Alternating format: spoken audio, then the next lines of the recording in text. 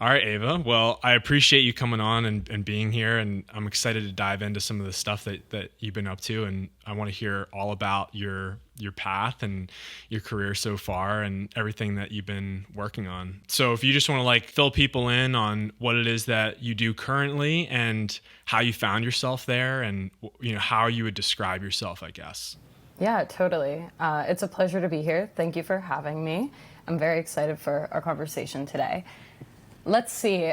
My name is Ava Notkin. I am currently a senior social media strategist for a group called Gallery Media Group. It's a media publisher, and it's a branch under Gary Vaynerchuk's company, VaynerMedia. And I exclusively work on TikTok strategy.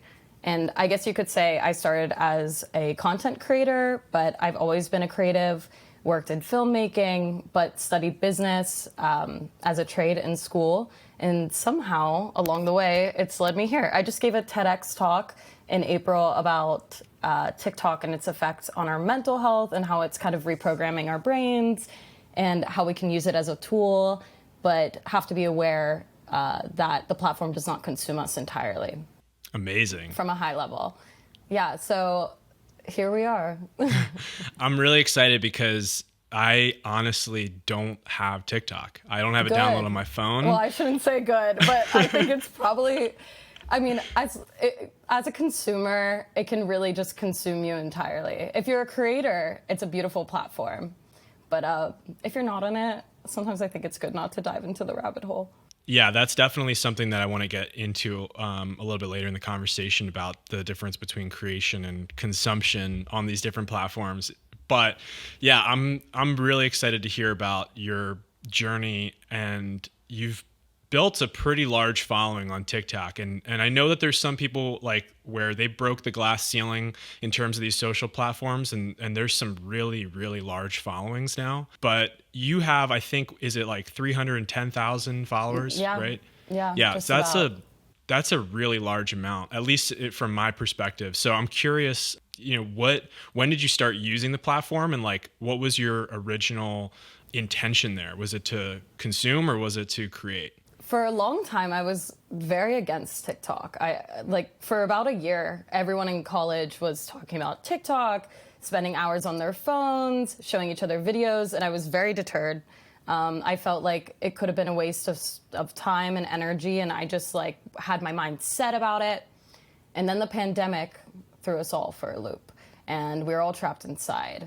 And I started to understand the value and the utility of this platform to just create. And I've always created. Since I was young, I had a viral YouTube video when I was 10 years old about Santa not being real. But I was always just in my room creating videos and creating movies, whatever I could do, writing, anything. So I turned to TikTok and started just having fun with it. I was like, okay, I get what everyone's on about. This is kind of cool.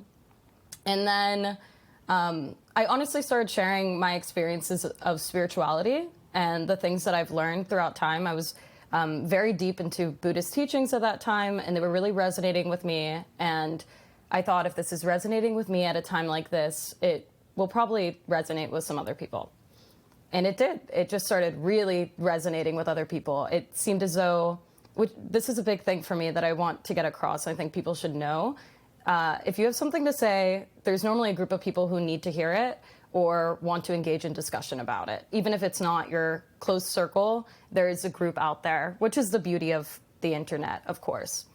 So I saw the value in this, and I was like, okay, I'm just going to continue talking about the things that are important to me and that I find interesting and to this larger audience. And let's see, so I graduated college a semester early in December of 2020. Did not know what I was going to do and did not want to dive into a corporation. I was very stuck on this idea of not selling my soul, whatever pride that was, 21-year-old pride. And I moved to California and dove into TikTok full time. It was just me. It was me and my mother living together, me and my mother in the ocean every day in my TikTok community. And I posted 3 times a day, was researching every day, researching content, reading books to like get ideas for content, diving deeper into my spirituality so I can deliver some of that information towards my audience, live streaming every day. Like my whole entire life was consumed by this for 6 months. And by the end of that 6 months, the community had grown to 300,000 people. And it was really beautiful, but it also was almost overwhelming. Like you are not prepared for that kind of input on what you're doing, or those many eyes on you, especially with the realm that I was doing it specifically, talking about spirituality. I felt as though like there's just a lot of ego involved in that. Like quite frankly, like you have to be aware that there's a lot of ego when you're talking on a platform to 300,000 people about their spiritual mentality. And I started to get, I took some time off of TikTok when I hit 300,000 followers because I really wanted to reorient myself, because I started getting to this place where I was moving forward to my next journey and my next progression and my next chapter. And I didn't have all the answers, and I really did not want to present to my audiences as though I had all the answers or as though I knew, I knew everything about life. So I took some time off, but always am very grateful to my community. I'm very grateful to my followers and the people who have supported me from the start. It's absolutely incredible the conversations we've had. It's absolutely incredible the amount of support I felt from around the world, but also the way that I was just able to connect with people from all different backgrounds. There's something astronomically profound about that. And yeah, to be on the receiving end of that was almost mind-blowing. Like there's probably more eloquent ways to say this, but it really did, like, it changed my whole life, and I'd never expected it. It just started off as fun. What got me to end up taking a break was that I understood how this was like reprogramming the consumers' minds, and the content was less about being fun and more about, okay, what's going to hit? What's going to resonate with audiences? Is this first 10 seconds going to capture their attention? Right. We're reprogramming our brains in a way, our dopamine receptors, and the way that we're able to pay attention to the tangible things in our lives. And that started to really scare me. That's where I was like, whoa, okay, am I adding to the monster here? Or am I helping? Because by engaging in it, we're also fueling this larger monster. But if I have a platform, I might as well be saying something of value. So it was this large paradox that I was going through. And I started researching this heavily, which brought me into my TED Talk. But in between this, I also worked for the Olympics, for the 2021 Tokyo Olympics for NBC Universal, doing social media for them, which was also interesting, seeing how in every respect, in every sector, social media is being used to push out information and connect people around the world. And seeing it in this kind of business format was very interesting to me, seeing how brands are using it and how these larger corporations are using social media to connect with the larger audience rather than personal brands myself. And when I returned back, I got a call from Syracuse TEDx talks. They wanted me to speak about paradigm shifts happening within our society. And I knew exactly what I wanted to speak about, which was how social media is really affecting us and how I really worry how it will continue to evolve and impact us going forward. There are like no protections in place, and I feel as though a lot of people aren't discussing the actual impacts. So yeah, fast forward, we get to April, and I gave my TEDx talk on, it's called The Dark Side of Social Media and How to Take Back Control. And I really dove into, I'll just give you an overview here, but I really dove into how it's messing with our dopamine receptors, and how by being so indulged into this internet space, sometimes we really forget to engage with the real world outside of us. But that goes back to the creation and consumption idea that we talked about before, which I could dive into. And there's a lot of thoughts going through my head right now. And I think we should. Yeah. I'm going to bring it back a little bit to the beginning, because it sounds like you had a pretty fast roller coaster ride in your experience with like getting slingshotted to 300,000 followers, this big audience of people. And it sounds like the original like conception of this account, this TikTok account for you, had built into it so much like natural intuition because you were able to identify that there was this native interest that you had during this period of time when there was a lot of isolation and not as much human connection. And during that, you found this interest, and sharing that with other people you found valuable. And it seems to be like the perfect product market fit in a way in the social media realm. Is that kind of what happened? Because the explosivity of that growth, I know can happen, but it's not always that easy to pick out the ingredients and assume that something's going to launch off in that manner. Yeah, absolutely. There was an explosivity to it. And I was lucky that there was this kind of market for myself.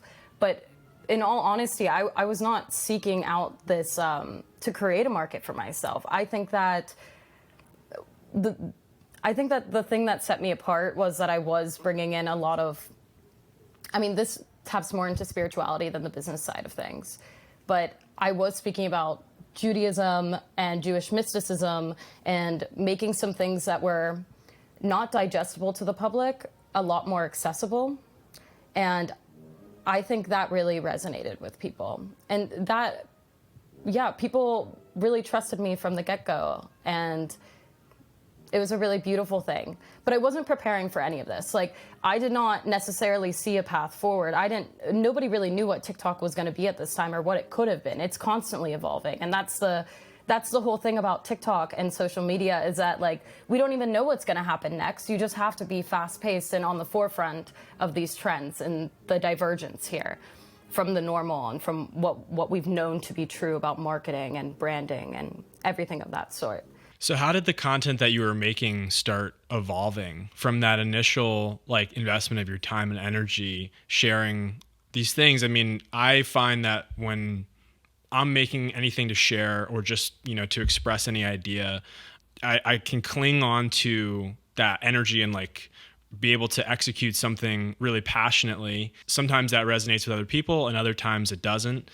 And that like creative process is just very natural, and there's no, like you're mentioning, there's no like real marketing behind it. And sometimes when I dive into the marketing component of actually creating things, it ends up deteriorating the initial idea and diluting it and making it, not as powerful, not as impactful. So like, what was the evolution of that initial content that you were making? And did the initial traction that you got from the videos that you were putting out influence the ones that you started making after that? Well, I mean, the biggest thing that comes to mind with what you were just saying is really following that intuition.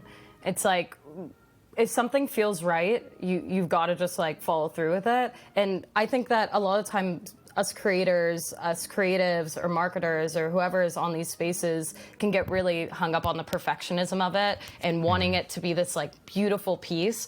But sometimes you just got to push it out. Just like make it. If you have this urge or this need to like make something, just like do it. Go and do it and put it out there and see what happens. But if we cling too much to what it should be or what it could be or what we hope it to be or waiting for the perfect time, the moment will pass. So I think that intuition is huge. When it comes to the evolution of my content, a lot of it was me teaching. Like, that was the thing. Like, my content isn't what necessarily naturally resonates on the platform. I wasn't dancing. I wasn't really doing like trending audio, which is a great asset to this platform. But I was just speaking directly to the camera and educating and like speaking from my heart. And I mean, like, quite frankly, that's what was going on. And of course, researching and like trying to give knowledge and tips to my audience. But I just continued doing that forth. And whenever I strayed from that, I feel like audiences could feel that I was being inauthentic.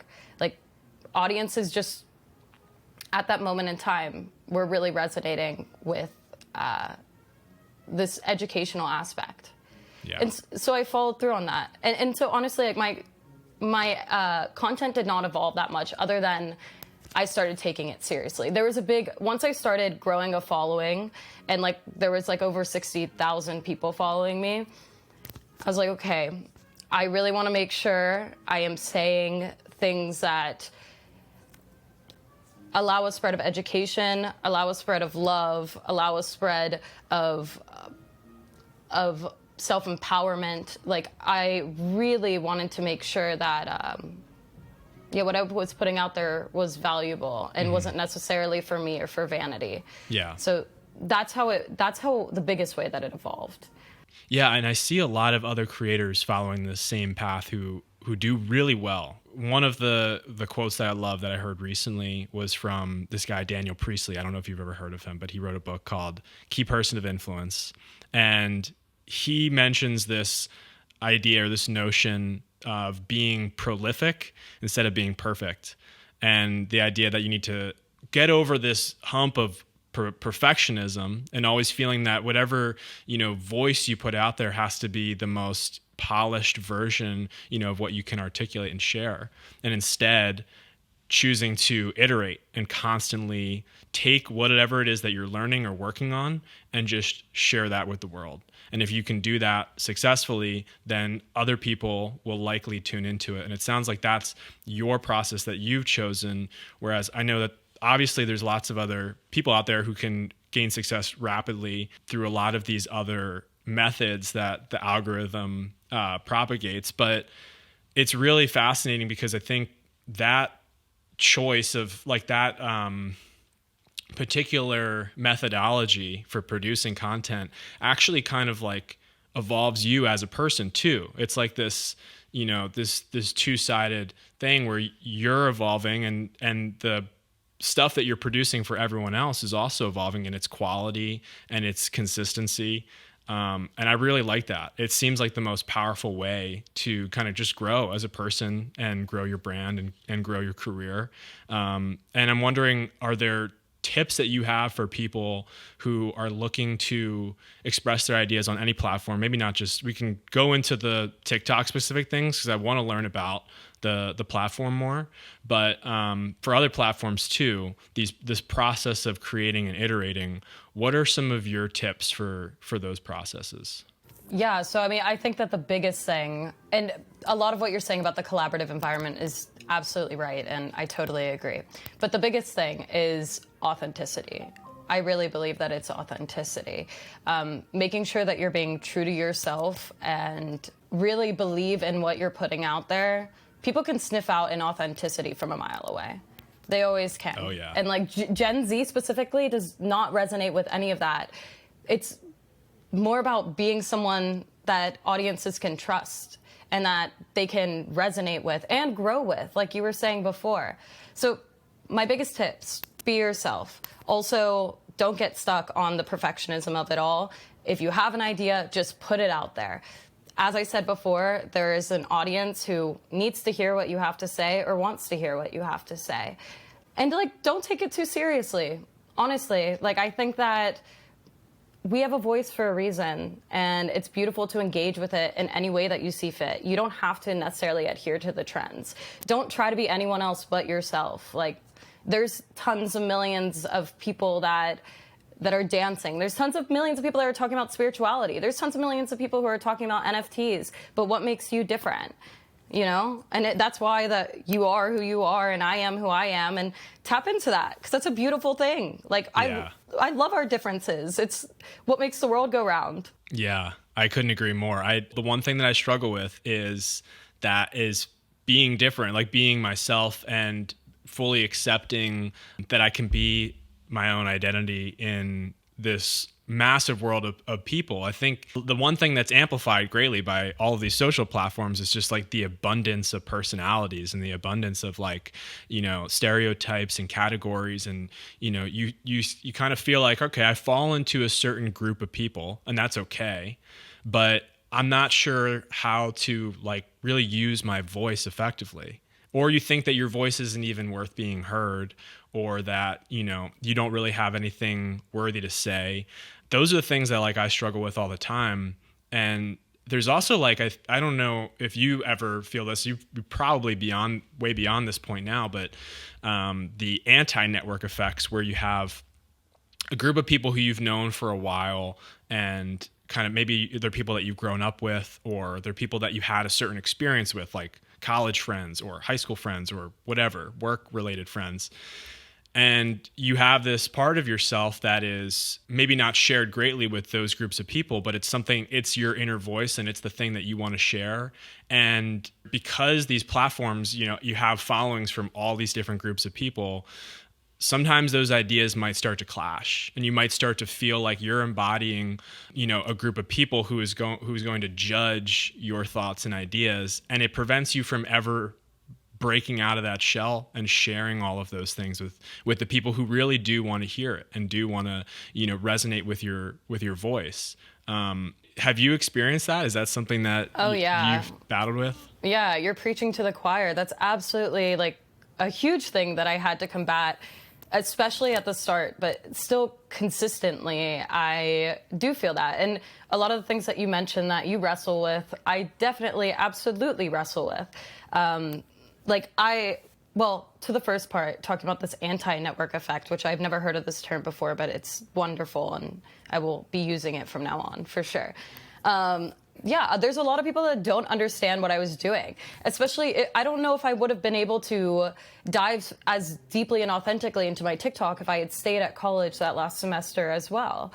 Like, I'm very grateful that I graduated when I did. And people, even when I did leave, had a lot to say about what I was putting out there. And I did have people, like, come up to me and let me know that they did not believe in what I was doing, that they didn't like what I was doing, that they had contentions with what I was putting out there. That was a very difficult thing for me to work through, especially as someone who's doing this solely on my own, dedicating so much time and energy, and then to have people who truly do know me see this kind of success that I was experiencing, and what I felt was try to reject me because of that, or alter what I was doing to fulfill what they believed I should be or should be creating. Meanwhile, they weren't the ones creating my future. So, like, at the end of the day, people can say whatever they want. A truly mature or evolved human being will support a creator, any individual on their path as they see fit. Like, if you're doing something that's in alignment with you, people that truly love and support you will love and support you. But getting through that narrative it's difficult. I had to consistently check in with myself and ground myself and remind myself that I was in alignment with what I was doing, and I was proud of what I was doing, and what I was doing did feel true to me. But I did have to transcend that. That was a difficult thing to me. It's interesting that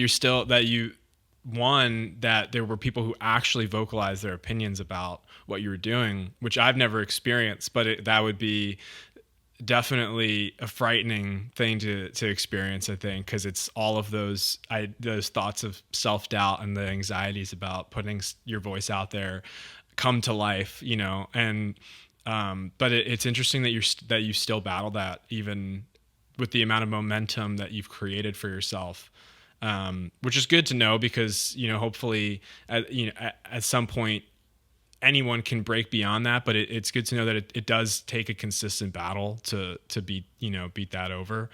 It does. You got to have some thick skin. I've had to grow quite some thick skin, but like it's afforded me more opportunity and joy than I could ever imagine. Yeah. So, on the other side of darkness is always light. It's just working through it, to get philosophical here. And like, I get more so than just like my internal community of people, because I moved every 2 years, which I mentioned to you. Like, my dearest people are my family, but I can remind myself these people don't really like always know me. Like, they don't, maybe they don't know what's going on in my head or my heart, and they've got their own instilled beliefs that they're attuning to. But the external community, like when you're exposed to that many people and they have something to say about you, that's a whole other beast as well. Consistently I get comments about me being Jewish, but like that's something I can just slide to the side at this point, which I probably shouldn't. It's unfortunate that hate speech is thrown left and right, but it's something I can shrug off. Not everyone would be capable of this sort of thing. So that is something that like I would warn about, you know, make sure that you're comfortable with criticism in whatever forms that it comes in. And even if you are hearing criticism or taking it, just like make sure that you are constantly checking in with yourself, because no one knows you better than you. Yeah, it takes a lot. It takes a lot to get over these components, and it sounds like it's really just a constant progression, you know, throughout your growth as an individual, but also your growth of an audience and a following. There's a lot of baggage with that. There's a lot of trade-offs with doing business on the internet and sharing your ideas at scale. There is. I haven't encountered a lot of these yet, but I know that they're out there. Especially when you're talking about matters that are so like personal to you, because often I would speak on my platform about my spiritual journey and like childhood trauma I had been through and things that I was growing from and how I regulate myself and like how I see the world. So like when you are speaking so passionately about what you believe in, there are such great benefits. And like I've had people, all of the negativity is literally canceled out when I have people who come up to me and tell me that I've helped them get in touch with their spirituality, or literally like, I don't know, I don't need to go on about it, but people have said some pretty like life-changing things to me that are really impactful and really special and remind me that like there's a reason that I do what I do. And there's a reason that I built the platform. And that's now incredible. It's all a balance, really. But like if you're able to help one person, who cares about the 10 naysayers? Yes. So that's my perspective. But now I work in a totally different sphere. Now I don't even really, I don't work as deeply on my personal creation, and now I work for brands. But that's mostly just like, it's like a mental health break. Yeah. What has that experience been like? Because, you know, I've been really studying a lot of this stuff too, the way that brands are utilizing these social platforms. And I have the Gen Z internal compass of, you know, the bullshit meter. Where does this piece of content come from? What is its origin? What is it trying to accomplish? That's something that I think our generation, the one underneath of us, has a great advantage of. But still, you know, people are, like you mentioned, especially with TikTok, the way that it's pioneered a lot of this video-based content and the attention grabbing and the time of it, like the duration of interaction, all of these components just kind of like being pushed further and further and further until there's a point where it actually works again, and then it breaks again, and then it works again. We see these trends. We see the way that, you know, brands are now utilizing this user generated content has obviously been extremely effective for a long time before these platforms, but now it seems like it's like this tactical warfare, you know, and I'm curious what you're learning about personally. You know, you've built this powerful personal brand with this platform, and now you're working with powerful companies to build their brands with this platform. How do those things intersect? Are they the same? Are there differences in the way that the content is made? Yeah, so they're similar and different in a lot of ways, but more than not, I'd say it's a very different battlefield. And I think you hit it right on the nose, or you hit the nail right on the head when you said that it's a battlefield, because it is kind of like this like social warfare. You don't know what the next move is going to be. The landscape is absolutely, totally, constantly evolving, and you have to be on the forefront. When I say on the forefront, you have to be like not only hopping on the trends, but like leading the trends. And the metrics that are taken into account. I mean, when I was doing my personal platform, it was more like a passion project. Now, it's a lot more different when it comes to brands. You're pushing products and services in organically integrated ways. That is really the way to hit on these platforms. As you said, there is a bullshit meter. Yeah. You really have to be constantly on your toes. Like it doesn't stop. The environment doesn't stop. Like my job might be like 9 to 6, but it's 24/7, you know? And I mean, let's dive a little deeper into the brand conversation, because there's multiple layers here. But it is a huge asset to any company. I mean, if you think about it on a grand scale, there's over 1 billion monthly users on TikTok. Wow. The amount of people that can be exposed to your content, if done right, is a next level business opportunity. And also, on the topic of brands, some brands are too scared to make the leap to jump into this TikTok sphere, or do think that it's overwhelming, don't know how to take it, and don't want to participate.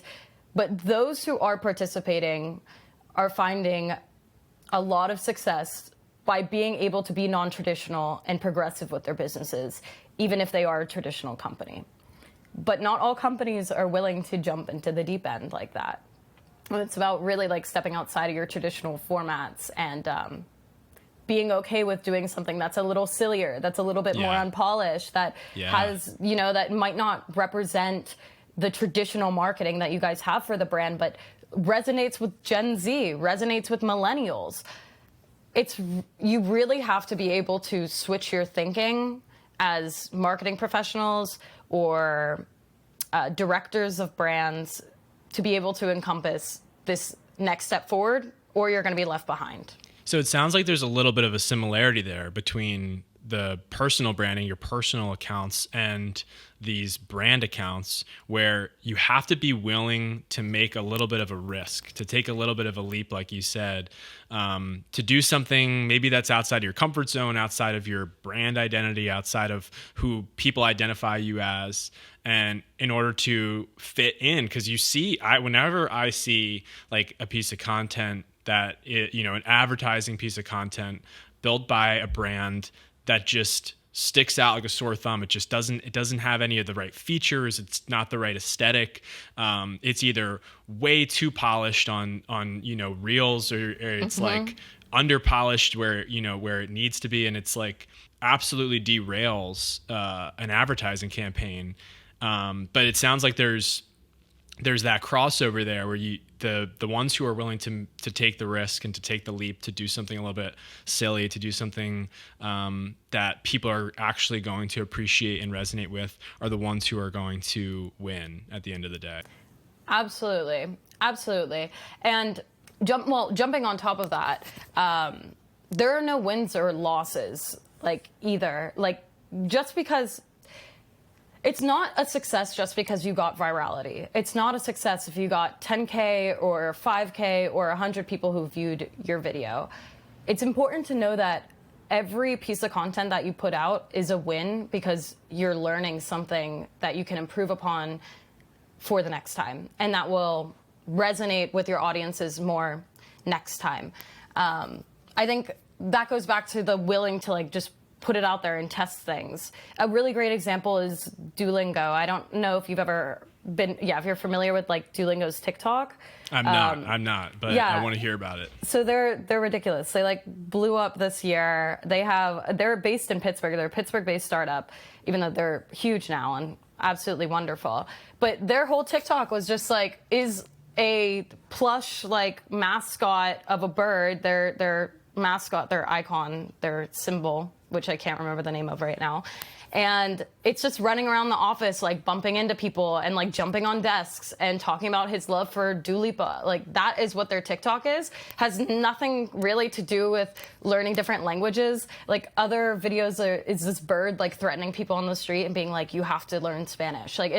It's absurd. It's absurd. I'll send you some videos after this. It's honestly absurd. But people love it. People absolutely adore it. Yeah, it's brilliant. And now Duolingo is at the forefront of consumers' minds.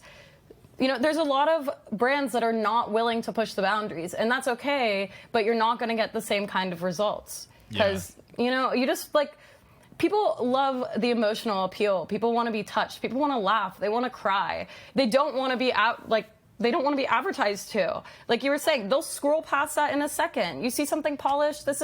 What is this? This is my downtime. I don't want to be targeted, and everything is targeted. And people understand that now, Our TVs, we have all these advertisements. You go outside, you see the billboards, you're on your phone, you're talking to your friend about getting a couch. All of a sudden an ad for a couch pops up.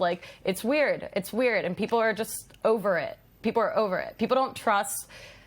I think a big thing here is that consumers do not trust big corporations. They don't necessarily trust media outlets right now. And the biggest place that they're getting their information from is each other. Just like you were saying, the user-generated content, the influencers, just regular people. And I think that's a really great way to also resonate with audiences as a brand, is just using regular people to talk about their experiences with your product, with your services, and having something authentic take the platform, which some companies do and some companies don't.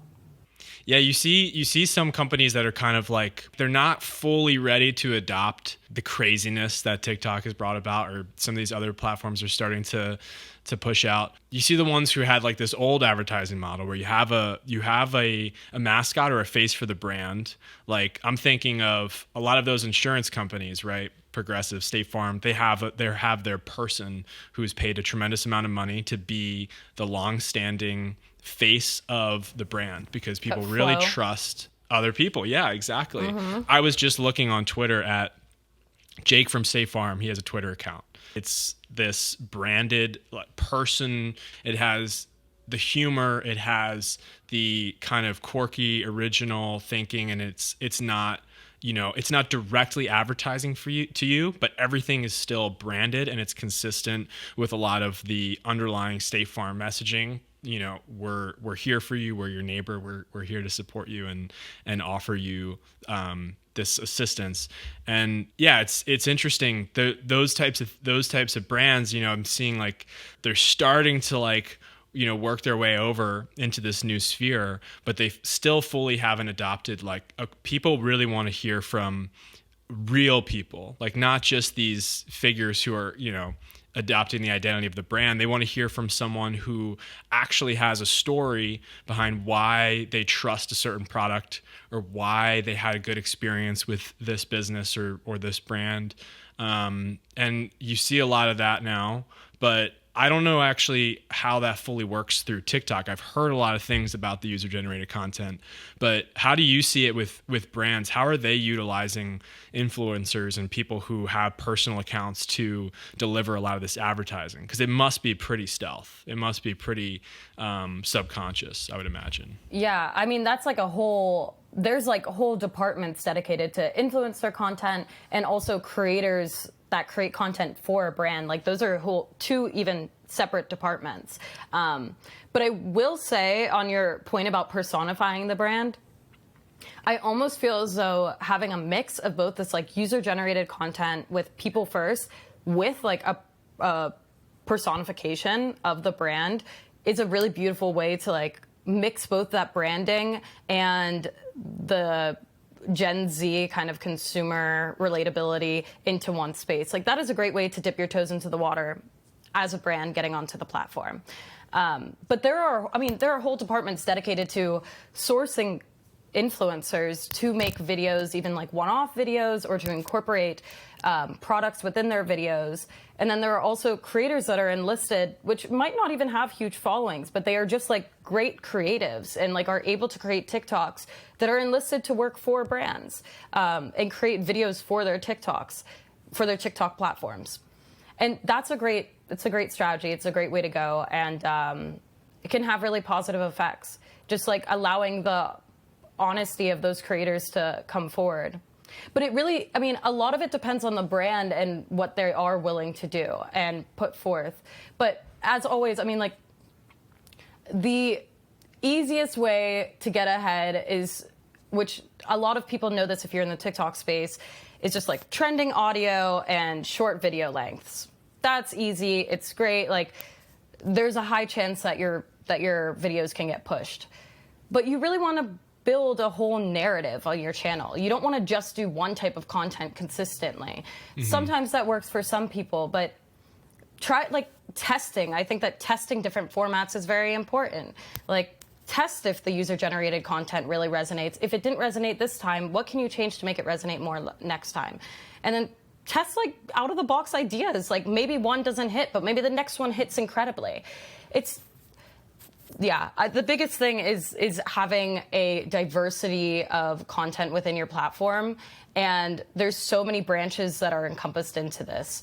But gotcha. Yeah, the user-generated content, it's people first. It's a people first platform, and we're moving so much away from this perfectly polished influencer culture on Instagram and things of that nature, and people just want to hear the truth. They want to hear the good, the bad, and the ugly. And if brands are willing to like put out some of that good, bad, and ugly, I always think it's more positive than negative, even though a lot of brands aren't comfortable necessarily, putting out things that might not represent the core of their brands. Yeah, I agree. But I think that like that humility and that is authenticity. A lot of these brands are not perfect because they're run by people and people aren't perfect, right? No one has the perfect life. There's just no way.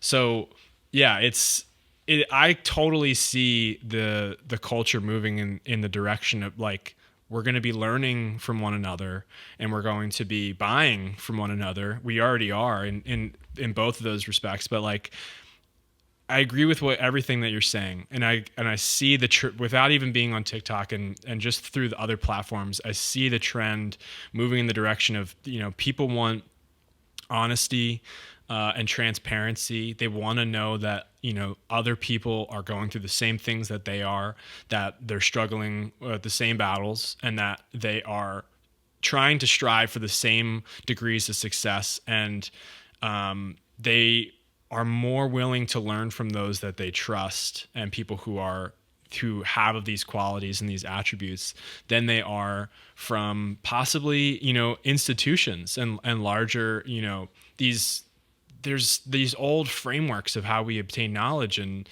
how we educate ourselves that I think are probably going to change a lot in the next 10 to 15 years, I would imagine. And maybe even more rapidly with a lot of these social platforms. But that's the one space that I'm so like invested in is the space of education. It's something that I'm really passionate about. I want to find a way that, we can identify some way to amplify real like thorough educational experiences to people and use these platforms for more than just advertising and more than just selling experiences or products, but to give people an outlet and an ability to just to educate themselves, just to learn more about something that they're passionate about, and maybe leverage the digital space to obtain whatever it is that they want in life. That's something that I feel like is going to be more and more prominent with creators, like sharing the methodologies and the ways that they go about educating themselves and achieving those various things. I don't know if that's something that you feel as well. Yes, absolutely. I mean, education is huge to me as well, and a lot of what you just said is so spot on. And I think it's about going further than the boundaries of just entertainment. And providing that value that I keep bringing up and that you keep bringing up as well. And I don't think that is just limited to the creator. I think that, well, first of all, I think that this educational field is already adapting and evolving, like already, absolutely. The way that we retain information and give information, the way that information circulates and the way that we discuss and connect with each other has just expedited completely over the last several years, especially with the help of TikTok. The way that TikTok is moving this battle is insane.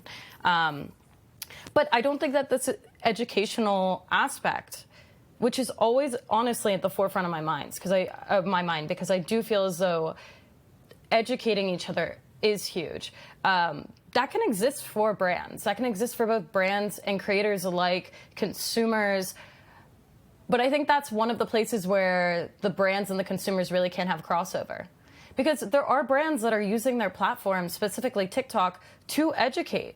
Like if you're able to, that's like it's a big thing that I think about with the brands that I work with is how can we use this space to educate the consumer, to teach something new, to tap into something that will actually add value to the viewers' lives. I'm being careful with all the terminology and language I'm using right now, so I'm sorry if I sound like I'm like tiptoeing around the answers a little bit. No, I totally know what you're talking about. Yes, but yeah, this educational key is huge. I think that's the future. Entertainment, entertainment's great. It makes us laugh. Like, yeah, I get it. Like, it's lovely. I'm here for it. But using these platforms to connect to people around the world and circulate ideas that we might not have heard otherwise, or that someone from a different background has a different perspective on, that's key. And that is a beautiful aspect of the digital age that we're in. Yeah, and I think it's important for people to remember that they can really shape their algorithm around the content that they want to view and consume more than they believe. Because at the end of the day, you know, these platforms are just going to continuously serve you whatever it is that you enjoy watching. So it really has like more of a fundamental, there's a fundamental layer to what you decide to consume on a daily basis that will determine, you know, ultimately what you're inundated by. If we're going to spend a great portion of our day on these platforms and we feel like we don't necessarily have control over that all the time, then it sounds like it's going to be a fundamental skill set for people to learn. How can I dictate this algorithm? How can I control what it feeds me? I personally found that the same dopamine reward pathways through this content that we feel entertains us and kind of just stimulates us passively can be transformed and rewired to material and content and resources that educate us. And if you're driven to learning something or, you know, elevating your knowledge around a certain topic or investing yourself in a field or a passion, a creative interests, and you spend enough time on these platforms researching those things, inevitably you're going to be fed and inundated by those resources only. And that can also be dangerous. I'm not trying to skim over the fact that, you know, you can just continuously feel like you need to endlessly search for educational resources, because that, you know, these dopamine systems can also drive you to behave in that way. But I see with a lot of people, you know, they feel like they have no control over these mechanisms, but they do, and it can really transform your day-to-day life when you're just being fed like positive content that is just endlessly educating you, endlessly, you know, stimulating you, inspiring you, making you feel like, okay, I don't even want to interact with these apps anymore. I got to turn them off and go do what it is that I want to do because I feel so invigorated around, you know, this thing that I just saw. That's also possible. Instead of I got to put this thing away because I feel sick. I feel like I've just spent hours of my life, you know, wasted away, you know, just watching whatever. It's actually doing something, and it's moving you in a positive direction. Hell yeah, absolutely. You're like spitting facts right now. I like agree with absolutely everything you said. We do have control over what we consume, and that is something I'm really passionate about and wish I really want people to understand that. And this goes back to the creation and consumption conversation.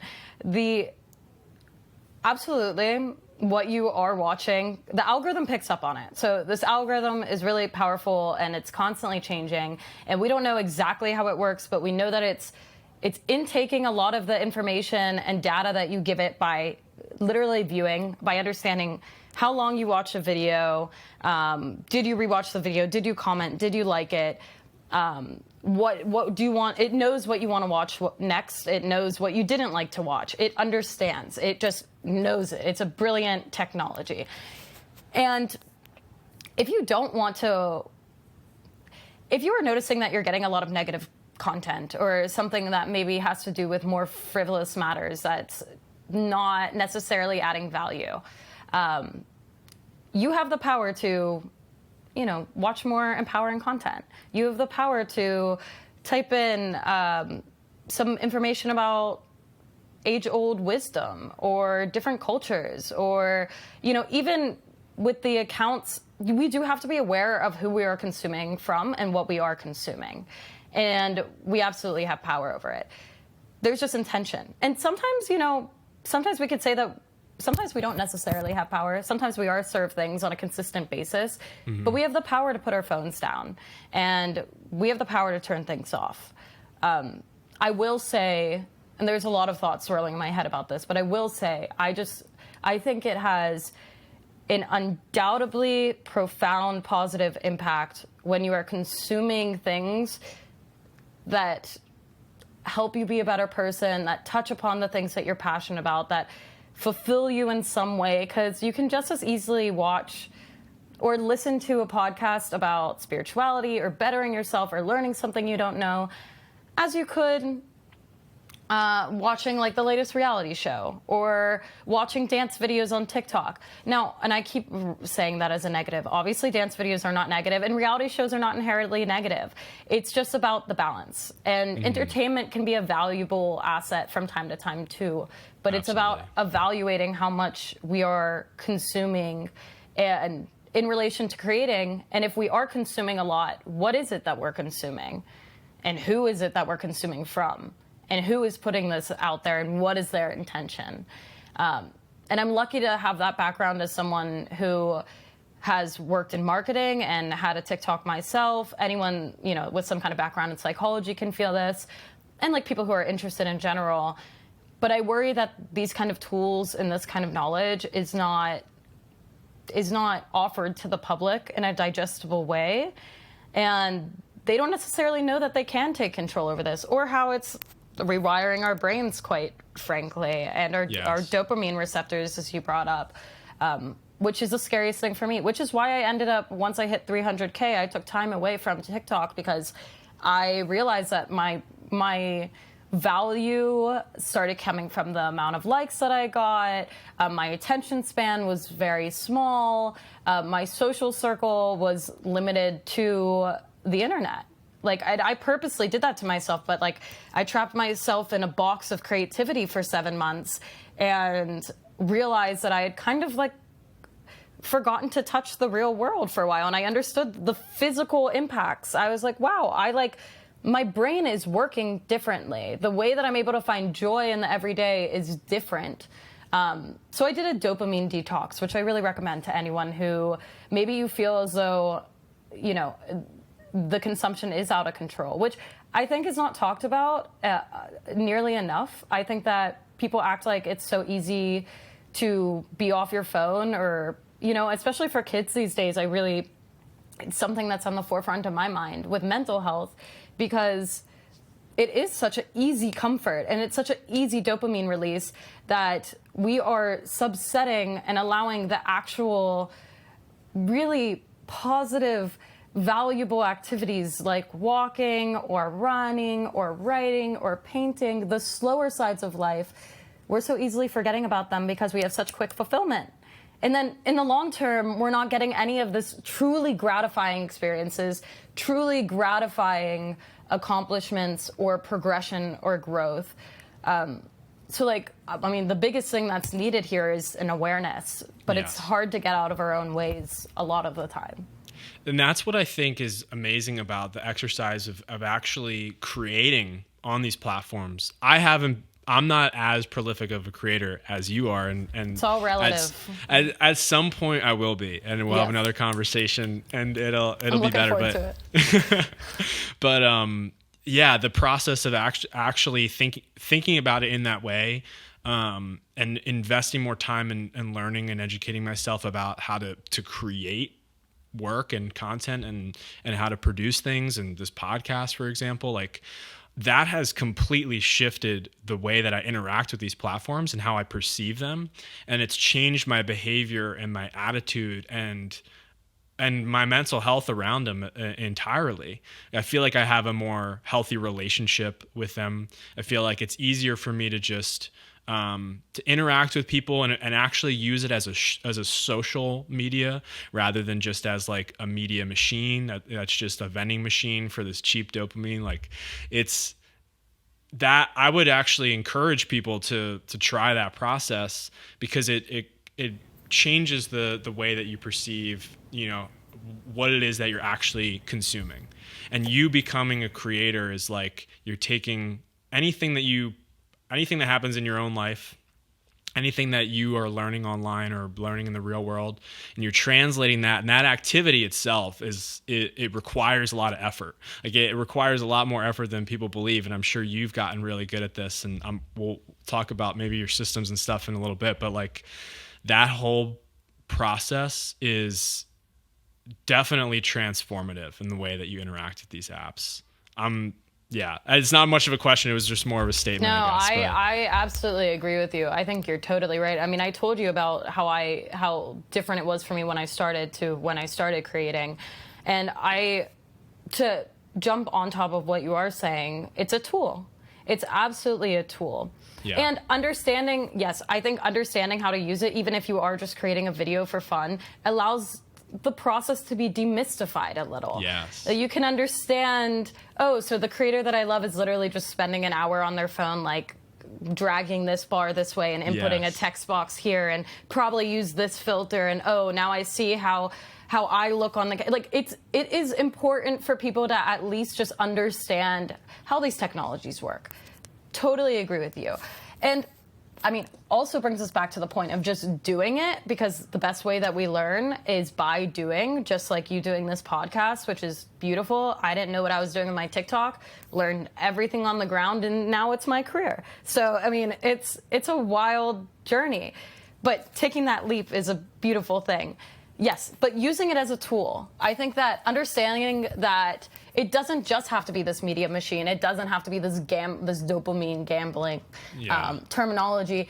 It can be a way to really connect and get some really powerful ideas across. It can be a way to see what other people are doing in the world or learn about how other people are thinking. And it can be a way to bring your thoughts out into the world, you know, elevate something that you are passionate about. Also, just like build community. Like, we need community more than ever. That's another double-edged sword here, because we live in a very, and I know I'm getting very philosophical with all of this, but you have to. I mean, we got to, right? We live in a very individualistic society. Even more, especially Western society, particularly the United States.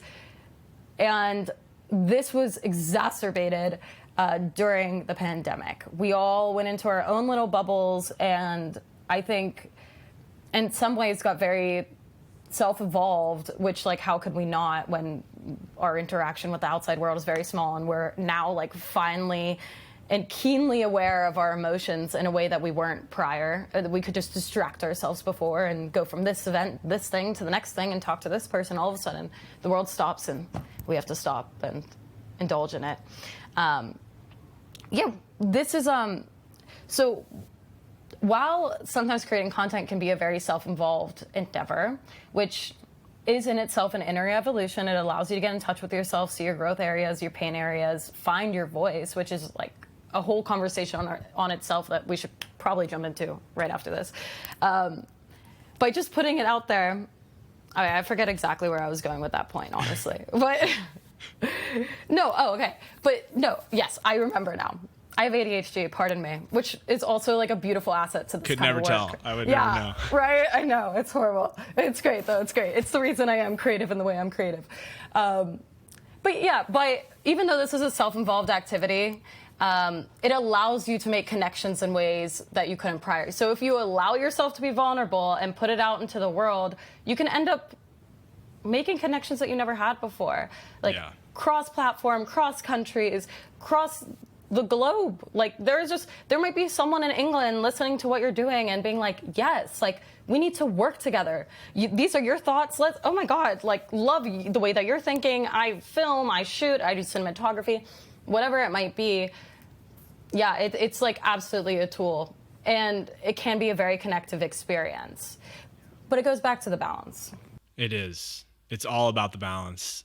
Well, so let me ask you about your, if we can get a little bit specific about some of your creative processes with creating content, other things that you create too that I might not know about, but if you write at all or if you do anything along those lines, because a lot of the content that you've built on TikTok is based around this area of spirituality, and there's a component of that theoretically like clashes with a lot of the components of the platform itself, which is really interesting.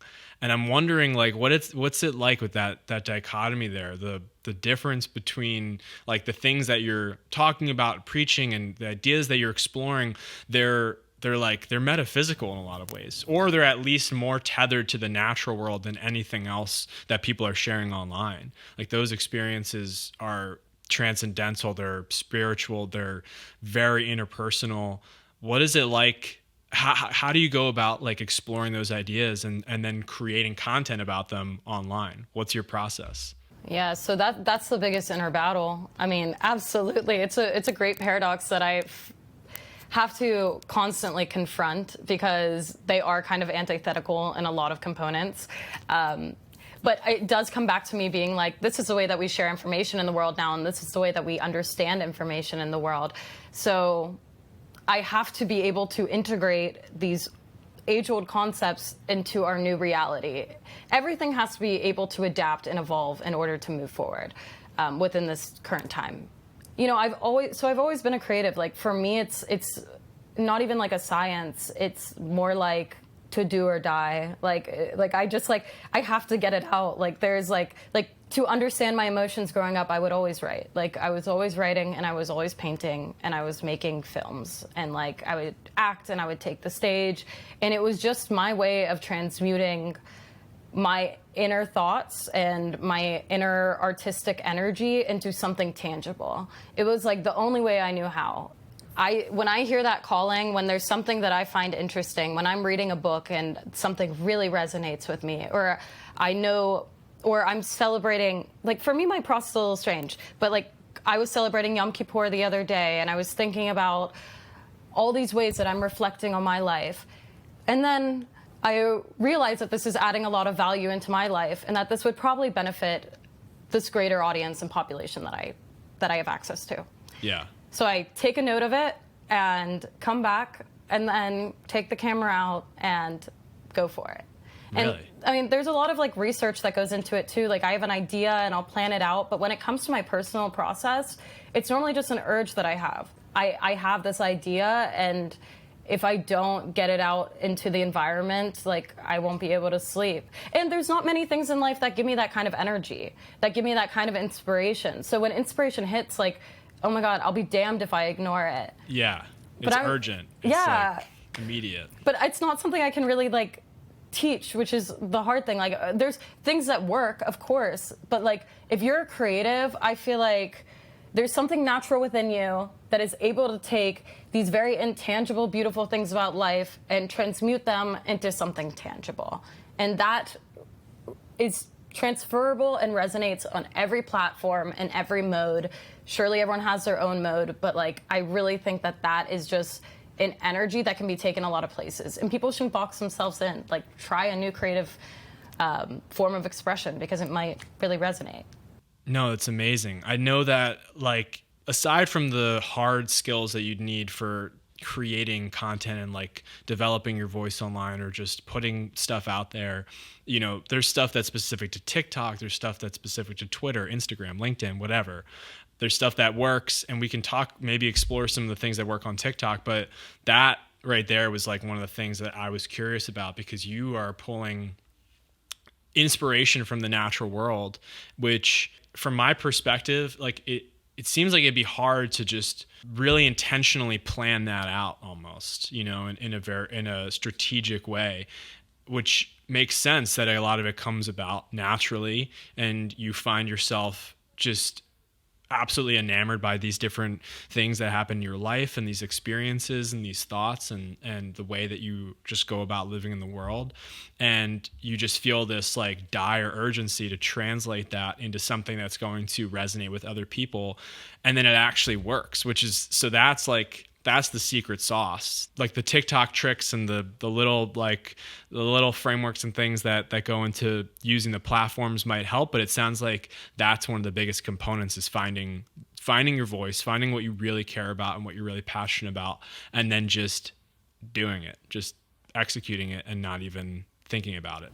I'd say absolutely. Yeah, like that's like the hard thing when I'm confronted with a lot of questions about TikTok and how I built my platform, because I see people that are doing all the right things and I see people that like have beautiful, awesome content, but like sometimes it just doesn't resonate. And I think that, yeah, being true to your voice is huge. And I think immersing myself in the natural world for a good year and like really cutting myself out, like off from civilization. Like I really, like when I say I cut myself off, I really cut myself off from other people. Like it was me, my mother, I went, and then every single morning I did a 3-mile walk on the beach, and every night I like watched the sunset on the beach. And yeah, I took a lot of inspiration from my real life, which it's interesting that you bring that up, because I do feel as though my audience and my platform has almost like grown up with me in a way. Like Wow. the amount like that my life has changed in 2 years, and the things that I was putting out 2 years ago to now, like they're very different types of information and styles, because I'm allowing spirituality to apply to different parts of my life. Like first I didn't know what I was, I'm this like college student talking about spirituality, and now I am like a career woman talking about spirituality and understanding what that's like as like a single independent 20-something-year-old woman making her way in the world. So yeah, I mean, it's always evolving, but it does come from this very natural place of both the natural world and my inner world. Yeah, how do you find your voice? What a question. How do you find your voice? I mean, I feel What is your voice? Like, what is your voice? That's probably a better question, honestly. What is your voice? Honestly, and sometimes we can't even trust our own voice, right? And our own voice is constantly evolving. I do think getting alone and taking time alone is a good way to like find your voice. A really good way to find your voice. Okay, but we're talking about what is our voice. I think our voice is like connected to our soul, quite honestly. But that's my spiritual woo-ha coming in here. No. But I really feel agree. like it's our essence. Like it just like is. It is our like internal. It's our internal core, and it is the way that we process information and speak about it to the world. Mm-hmm. But I think that we have many different voices. I remember in the beginning of this conversation, we were talking about how do we exist in like all these different communities when we were talking about the anti-networking. Is that what it is? Anti-community? Yeah, it's not my term, but it's something I heard, and it's really the anti-network effect, right? Anti-network effect, yes. I mean, so that was something that was difficult for me because I feel like I am a multifaceted human being. Like I have a lot of different voices and sides. I mean, sure, I have one central voice, but I have a lot of different sides to me. I have a corporate perspective. I have a familial side. I have this like artistic side of me, and then I can have this very professional side, and I can have this really creative side, and then I can have this like really kind of like hippie granola side, and then there's another side of me that's like, you know what, I'm gonna speak frankly here, there's another side of me that's like, I want to be a bad bitch, like I'm gonna go run the city, like whatever it might be, I am a multifaceted human being, and I think it's important to know that we don't have to exist in those boxes. Like our voices don't have to be one way all the time, in my opinion. I think the easiest way to like find your voice is just to be true to what speaks to you in that moment. Even though that's not necessarily finding your voice. I think it might be better for me to explain how I've found my voice, perhaps. Sure. Because I moved every 2 years growing up. So I was a blessing and a curse, but I was lucky to not necessarily be confined by any particular society's like viewpoints and beliefs and indoctrinations, whatever those might have been. Mm-hmm. And I constantly did get to reinvent myself and like check in every 2 years of who I was, who I wanted to be going forward. And I didn't really have those preconceived notions placed on me whenever I moved to a new place. So I was very lucky that by the end, like by the time I was 18, even though I moved all around, my voice was the same. Like I felt passionately about the same things. It's those like core traits. I really feel like those core traits, like that creativity, it might evolve, but that creativity is always within me. That like empathy, the empathy might change for different things. Like my views on a lot have changed so much over the years, but that empathy is the same. Like my thirst for knowledge is the same.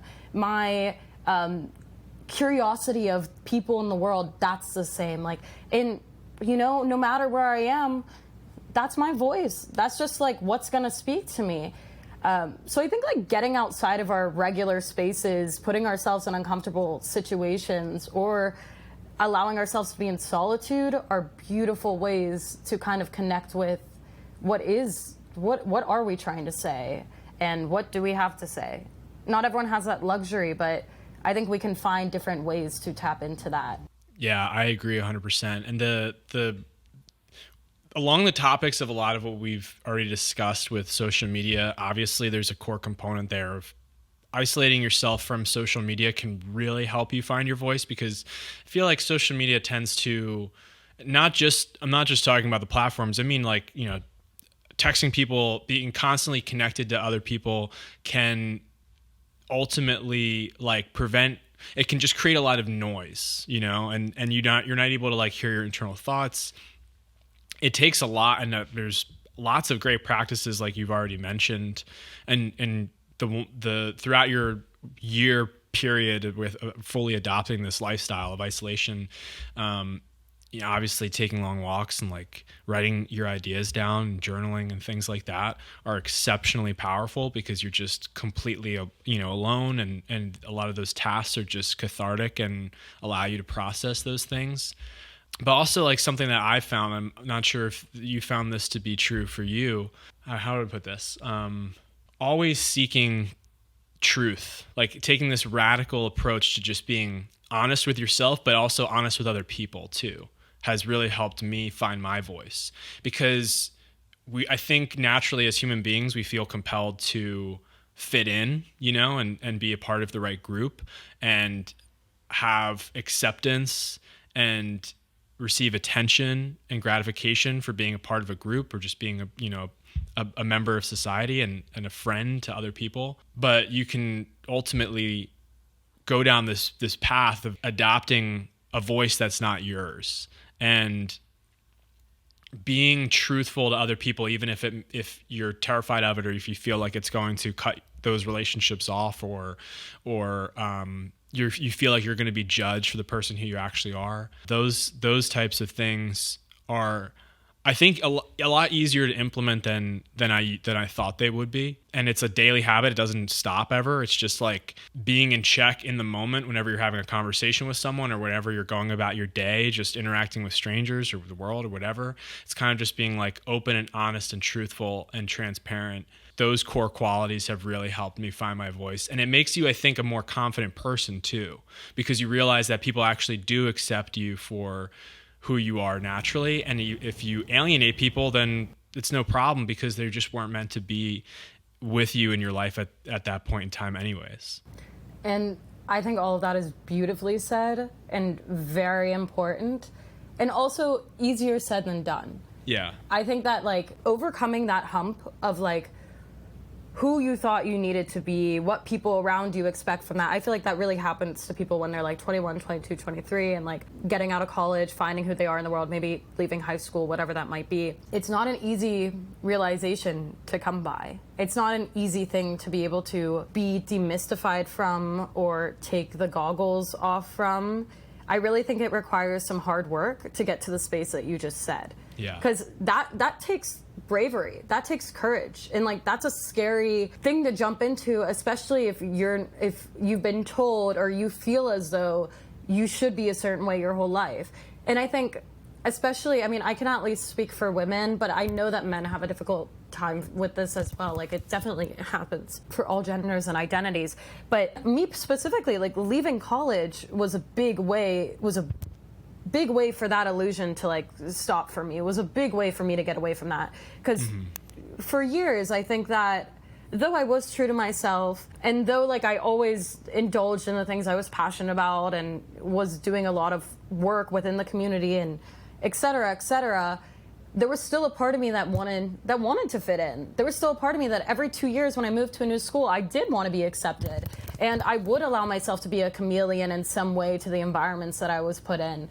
And being ripped away from that environment when I graduated college opened my eyes a lot. That I could be true to myself, that I could be this like free-flowing, very truthful, very aligned Ava that wasn't really able to take full swing when I was in environments where I felt as though I did have to prove myself. But like, that was an illusion. This is all an illusion that you kind of have to step outside of, because no matter what, you're going to find your people. And if those people that you felt you were changing for do not approve of you, like you said, it wasn't meant to be. Wasn't meant to be. Yeah. No, it wasn't meant to be. But I do think that like there was many years of my life where I was trying to gain approval, or even subconsciously, it's like dressing in a certain way, presenting in a certain way to fit in with society. I mean, we all do this, and I think it takes some real reflection to be able to break down those boundaries. And I really do like encourage everyone to, read about this kind of stuff. Like Ram Dass is great. I mean, for me, it's more like of a psychedelic, like metaphysical nature, but it's understanding that we are so much more than just our bodies, and understanding that we are so much more than just like this flesh suit and the identities that people perceive us as. Like people can look at me and have all these assumptions about who I am and who I should be, but they have no idea about the core, about the voice. Same with you. And that is like our inner knowing.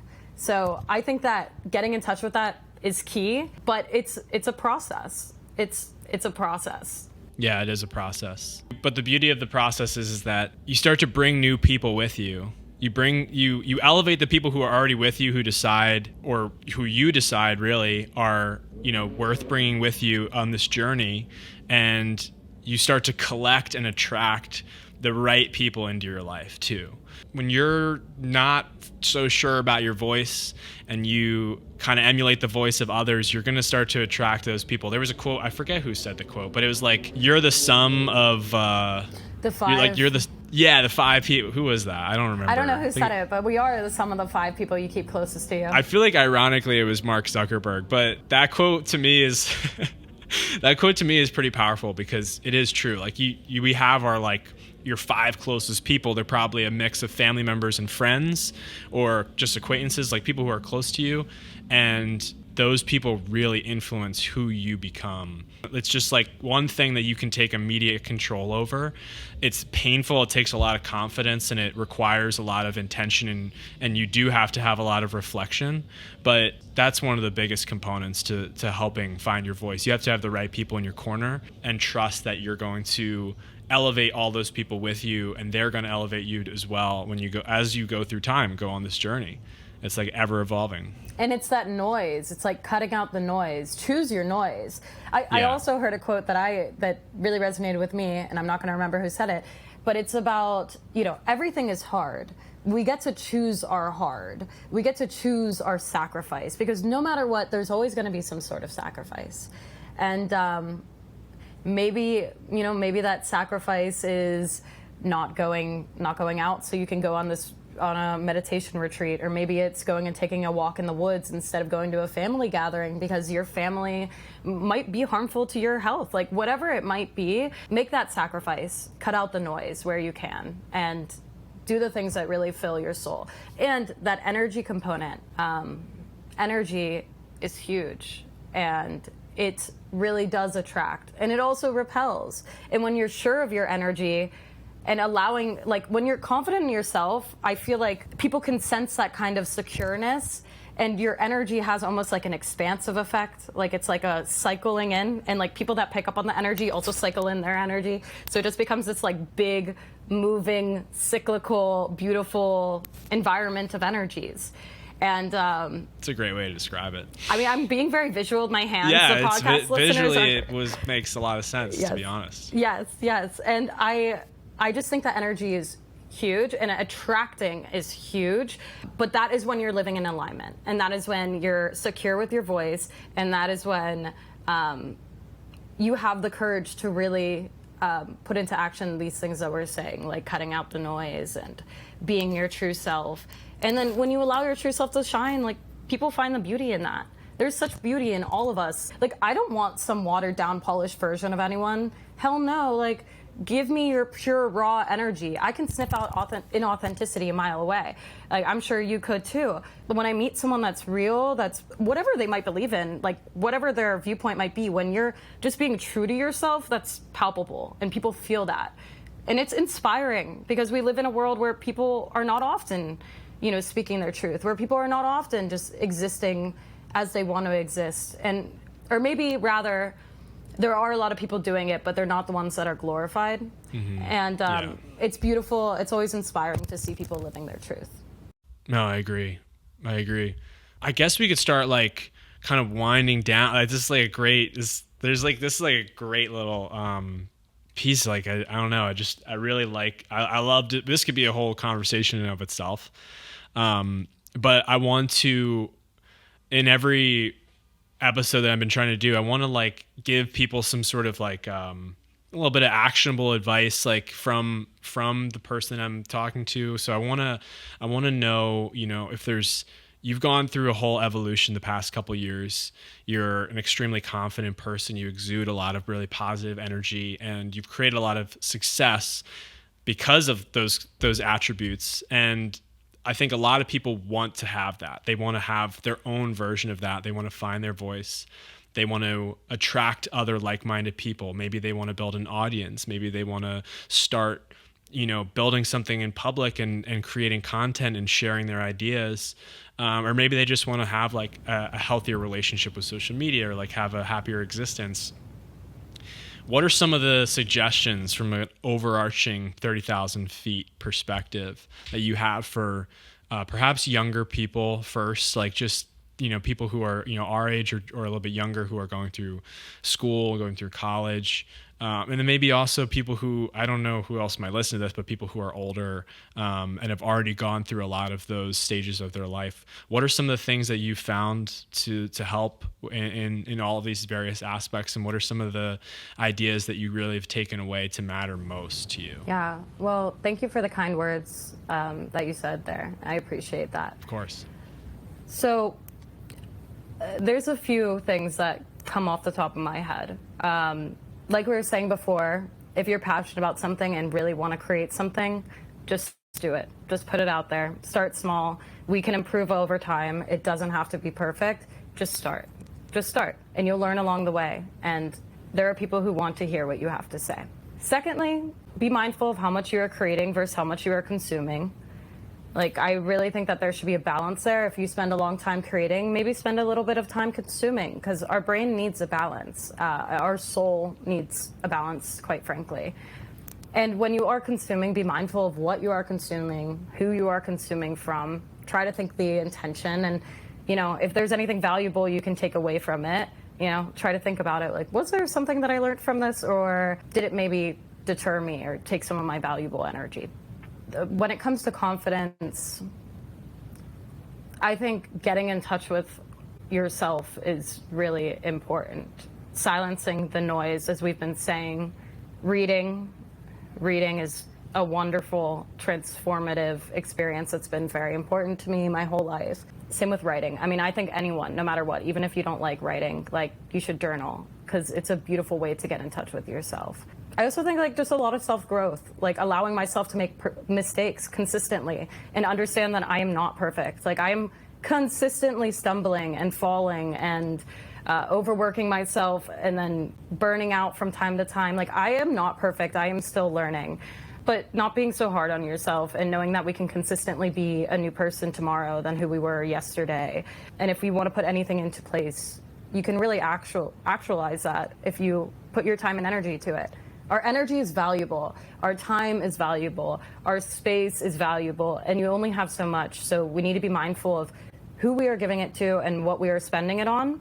And we also really need to be conscious of how much you're giving to yourself. Because I think too often we don't give enough energy to ourselves or enough love to ourselves. And part of, like, being able to enter these spaces so creatively and confidently, or what might be seen as confidence, because I definitely have my off days, is really about, like, regulating yourself, like getting the sleep, treating your body right, getting, like, that nutritious food in. Consumption comes in many forms, whether it's, you know, movies or books or food. Just, like, treat yourself right. I think that was my biggest thing. Like, for a long time, I gave a lot of this energy to other people, to other environments, to other activities.